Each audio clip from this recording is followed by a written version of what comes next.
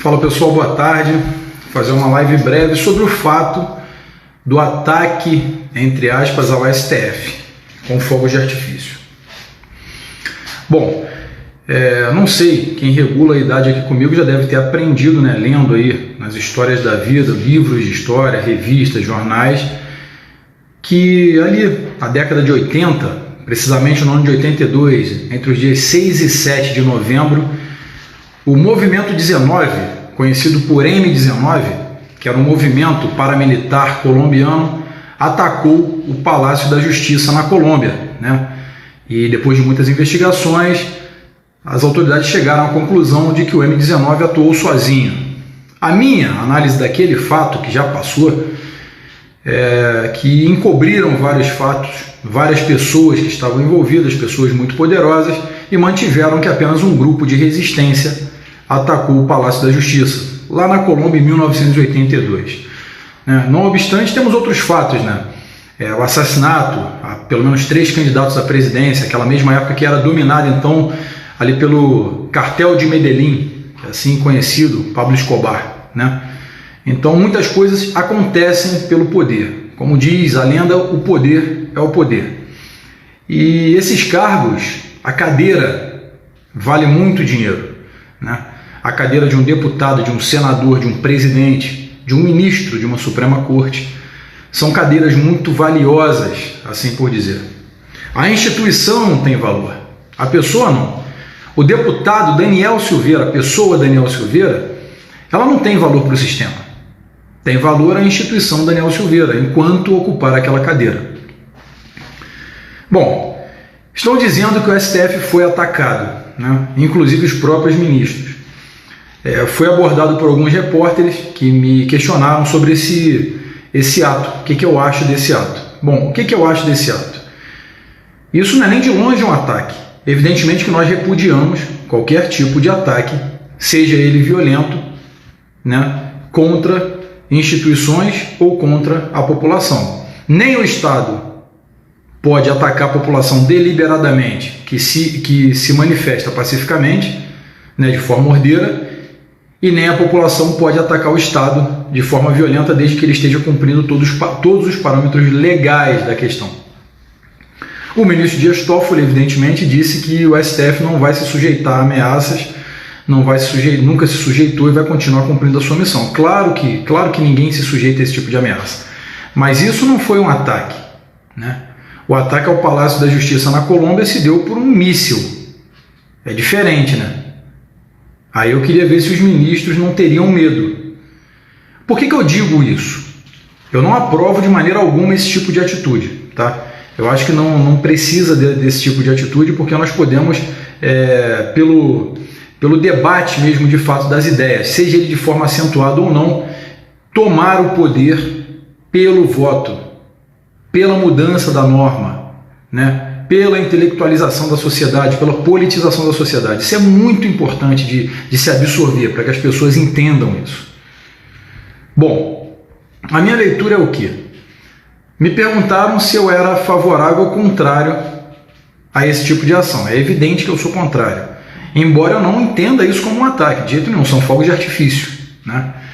Só que vamos colocar em um cenário hipotético que em algum momento algum extremista, cansado de tudo isso que está acontecendo no Brasil, ele consiga um lança-míssil e atire contra o STF, ou seja um extremista que odeia o presidente, atire contra o Palácio do Planalto, ou seja um extremista que atire contra o Congresso Nacional.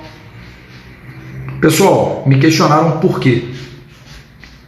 Isso é um ato reflexo, chama-se dano colateral. Isso se chama dano colateral. Existe um limite para tudo, né? Na Colômbia, quando eu comecei a mencionar, nós tínhamos grupos de resistência paramilitares, sei lá, Exército da Libertação, M19, as Farc, né? São várias outras facções que se formaram. Aqui no Brasil temos Comando Vermelho, PCC, TCC, Família do Norte e assim por diante, né? O que acontece é que lá na Colômbia, a época dos fatos que aconteceram lá, não foi o Pablo Escobar, quando atingiu o Congresso, né? Ele chegou até o Congresso, ele foi candidato e foi eleito deputado em 82. Né? Aquela época não foi o Pablo Escobar que procurou os políticos, não. Os políticos procuraram o Pablo Escobar. Na Colômbia diz uma lenda que os políticos corrompem os traficantes, não é o contrário.